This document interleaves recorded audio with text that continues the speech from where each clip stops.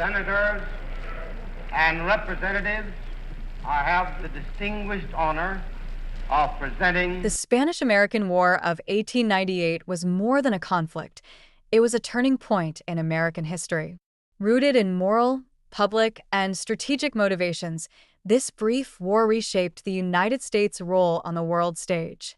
Today, we'll explore how this war was justified, its outcomes, and the lasting legacy it left on America's identity and global influence.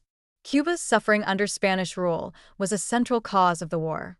Reports of reconcentration camps, where hundreds of thousands of civilians died, fueled a sense of moral urgency in the U.S. Senator Redfield Proctor's 1898 speech vividly described the desolation he witnessed in Cuba, galvanizing support for intervention.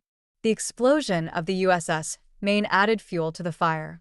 With 267 sailors lost, the tragedy became a rallying point, epitomized by the cry, "Remember the Maine."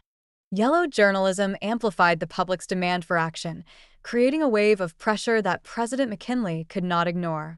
The war also presented strategic opportunities. Expanding America's influence in the Caribbean and the Pacific aligned with Alfred Thayer Mahan's vision of naval power as key to global dominance. The Treaty of Paris granted the U.S. control of Puerto Rico, Guam, and the Philippines, while ensuring Cuban independence. These acquisitions marked the United States' transition from a continental power to a global empire. The war showcased America's growing military strength. Victories such as Admiral Dewey's triumph at Manila Bay and Theodore Roosevelt's charge up San Juan Hill highlighted the effectiveness of U.S. forces. The new territories provided strategic military bases, access to trade routes, and opportunities for economic expansion in Asia and the Caribbean. The war sparked heated debates about the ethics of imperialism. The Anti-Imperialist League, featuring figures like Mark Twain and Andrew Carnegie, argued that controlling foreign territories contradicted American values of freedom and democracy. Proponents, including Senator Albert Beveridge, emphasized the economic benefits and the idea of a divine mission to civilize and modernize other regions.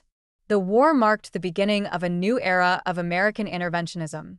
It set a precedent for future involvement in global conflicts, including World War I and World War II.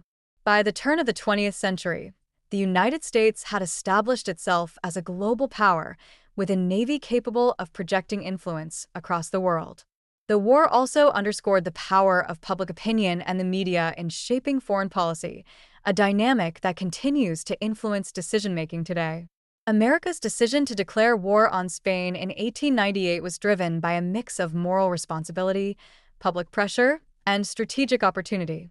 The suffering of the Cuban people and the explosion of the USS Maine galvanized a nation into action, while the war's outcomes significantly enhanced the United States' global standing.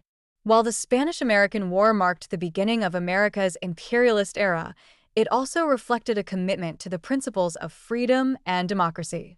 As we look back, it's clear that this splendid little war, as Secretary of State John Hay called it, was a defining moment in America's rise to global prominence.